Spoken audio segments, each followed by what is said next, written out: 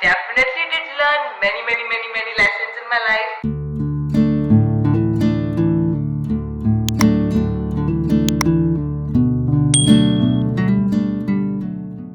Hi everyone, this is me again, and if you're new, hi, welcome to my channel. This is Adeline Sweety. So, your girl is turning 19 this year, and since I'm turning a year older, I thought why not revisit all those lessons that I personally learned in my life. Is this video suspense to you?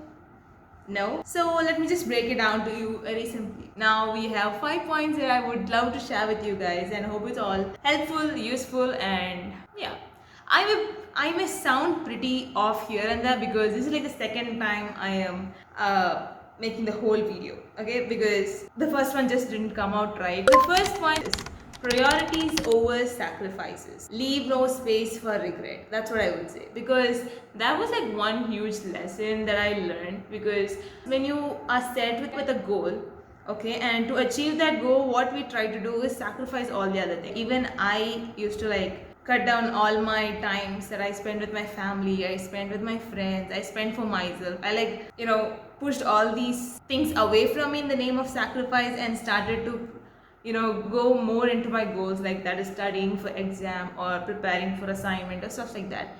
And then later I figured out that the more I start to sacrifice, the more regret I start to have in my life. I do achieve that goal that I want, like I'm happy with that, but the things that I lost were not the easy thing. Like those are not the things that I just can let go.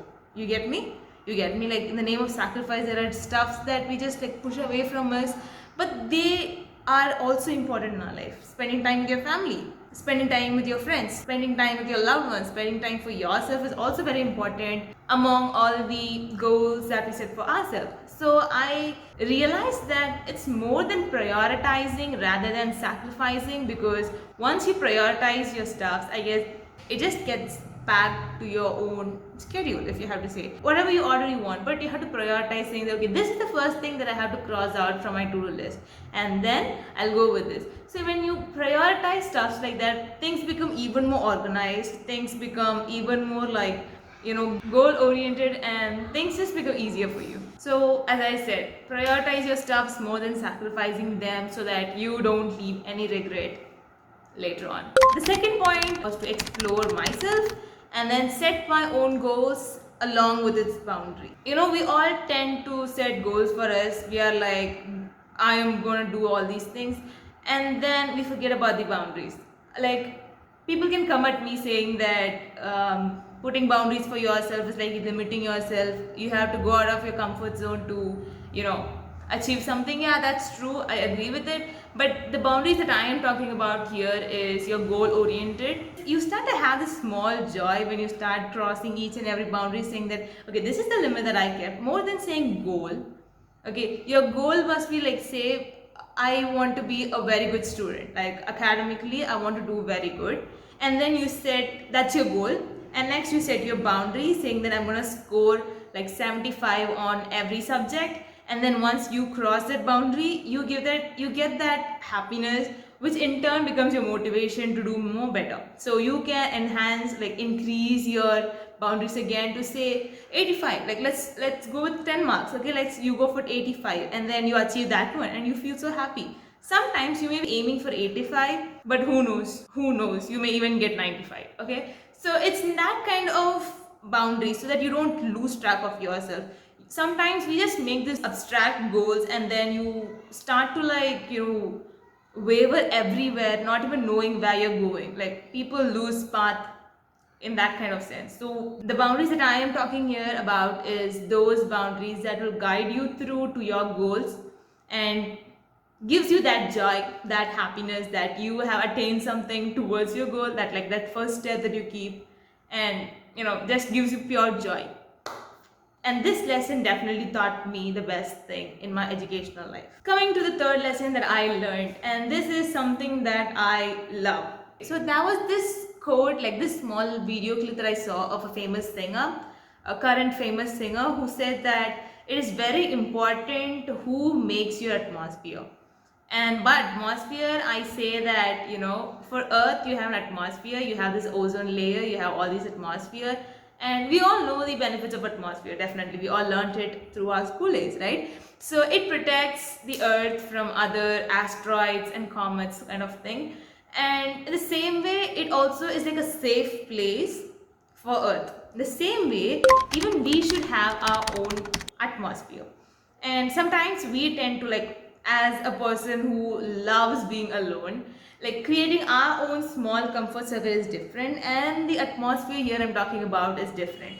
This atmosphere that I talk about comprises of your parents, your friends, your loved ones, if you're working, your colleagues, and like people around you. Okay, so those people who make you feel safe, happy, joy, people around you influences you a lot. And I cannot stress on this enough, because people around me has changed me drastically. Like, from an introvert, like, I was an extrovert with my parents, I was called the talkative person, but when it comes to being an socialized person, I was like very bad at it. So yeah, so as small, I had this introvert extrovert side, where introvert had the best of me, whereas extrovert was like, showing up here and that. But others, I just tend to have this good girl look, and then later on, like very very later on, as days pass by, they'll be like, you speak a lot, right? So that's how people knew me. Like, it took ages for them to know that I really speak a lot. But later on, like in the, say, from 14, 15, 16, I should say that people around me influenced me a lot in a very positive way, and they made me comfortable on who I am. And from a person who speaks only among family to a person who speaks in YouTube, people around me have definitely influenced me. It could be my family, or it could be my friends, and all these love dear ones that I have. So it's really very important to have that atmosphere. Make your atmosphere. You are not going to get the atmosphere as it is, and you can't go and like live in that atmosphere. It is you who have to create atmosphere. So when I say atmosphere, toxic peoples also have a part in it, and regarding them, I would say that just make sure that they don't influence who you are, who you want to be, and what is around you. As a person who took break from YouTube for like 2 weeks, I didn't even take a break, I just like vanished off from YouTube for 2 weeks. I would definitely suggest this point, saying that take your time off. It's okay to take your time off, because sometimes it could be super chaotic, a super mess, and all you want to do is leave from there. It's okay, take a step back. You need time to relax, get your mind together. Like, it's scattered everywhere, and you have to just bring it all together, and that is when you can progress even more. So it's okay to take a break. And taking a break is better than quitting. So I would say that in case if you feel something troublesome, in place of like constantly pursuing it, in the same time wearing yourself out, and just getting exhausted, and then finally coming to the mindset of actually quitting it, I would say that it's better to take your time off, relax, chill with the people you like, hear some music. If you need a nap, just go take a nap, sleep, eat well, just do things that you really love to do. When I say things that you really love to do, it doesn't have to be productive. Let me tell you, it's okay to take breaks which are not productive. Just daydreaming, or just like sitting just in a place, conserving your energy. Sometimes, as the meme goes, you need expert advice, so you have to talk to yourself. So do all those things. It's okay to take break, and it's okay to take your time off. Sometimes you may feel super rushed, and when you just jump into things without thinking it through, it's okay to take break and then continue your progress, rather than like going impulsively into it and then creating a mess. Don't you agree with me? Like that, I guess that is the best thing. Rather than creating a mess, it's better to take time off, think it through, and then get into it. If anyone who's watching this video feels like I am in a jam, then I'm telling you, it's okay. Step out, take a breather. It's okay to take your time off and then come back. And I'm definitely sure that you will do much better than what you were doing before. Okay, so this final point is definitely close to my heart. As a child who aspired, I guess that's the right word to say, who dreamt of being a doctor from grade 1 to grade 10 mid, I would definitely say this point was a life changer for me. So you may ask me why. So let me just give you a small story from my life.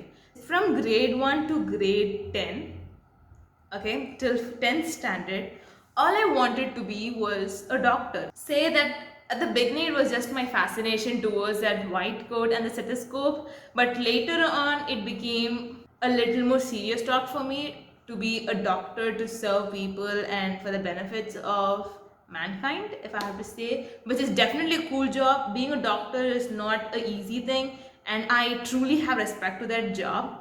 But in like mid 10th standard, I figured out that it's not the job is not made for me, but I am not made for that job.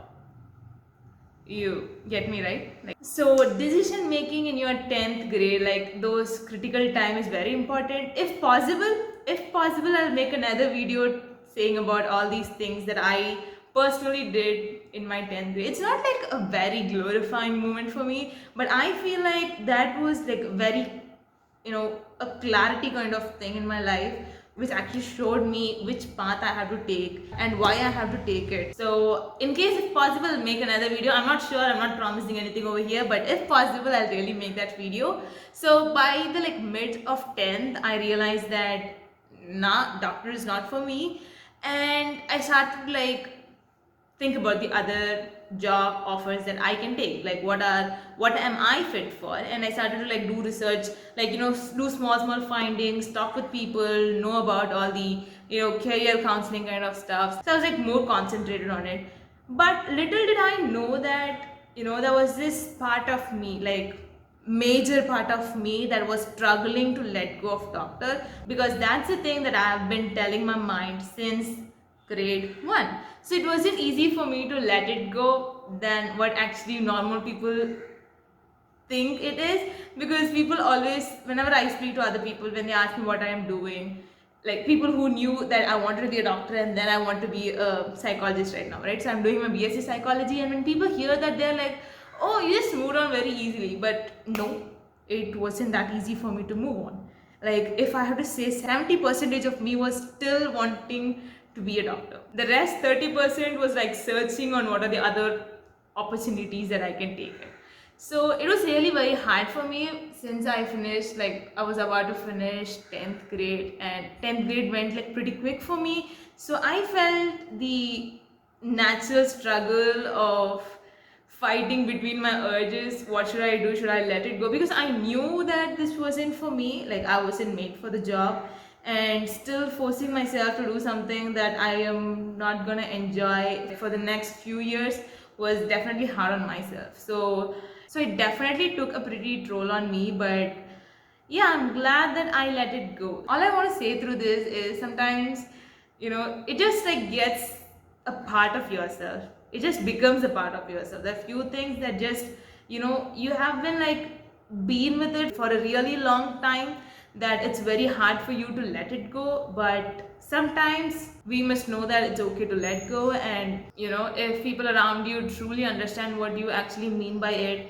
why do you want to let go, they'll definitely support you, as was for me. Like I told you that atmosphere thing, this all played a huge role here. Like my parents, they were able to understand what I am trying to do by letting go of doctor, because it was even they understood that it was hard for me to let it go. But still, okay, I know, constantly saying let it go reminds me of the Let It Go song from Frozen. I don't know if that clicks to you, but yeah, that definitely clicked for me. I'm still gonna use that phrase. So letting it go wasn't that easy for me, but definitely a huge part of me as well as people around me made it possible for me to let it go. In case if you're struggling to hold on to something, it's okay to let go. I just want to put it out there. I just don't want to specify, yeah, I don't want to specify what you have to let go, what you don't want to let go, because your life and my life is totally different. It's like very different. So I just don't want to specify stuff like you have to let go of all these things, you have to let go of all these things, you have to hold on to all these things. No, I'm not going to say that. You know which one to let go, you know which one to hold on. So when you know that it's time to let go, let me tell you, it's okay to let go. So yeah, those are the 5 main lesson points that I would like to tell to you guys. Most probably, I guess this video is also gonna be long. Like for 5 points, I'll try to make it short by editing. You know, my editing skills have become better now. Self-praise, of course, but And I don't know when I'm gonna post it. Maybe after my birthday or before my birthday, but whatsoever. So yeah, with that, I would like to end this video with your small reminder. You're beautiful, you're awesome, and you're made with a purpose. This is Sweety signing off. Bye bye.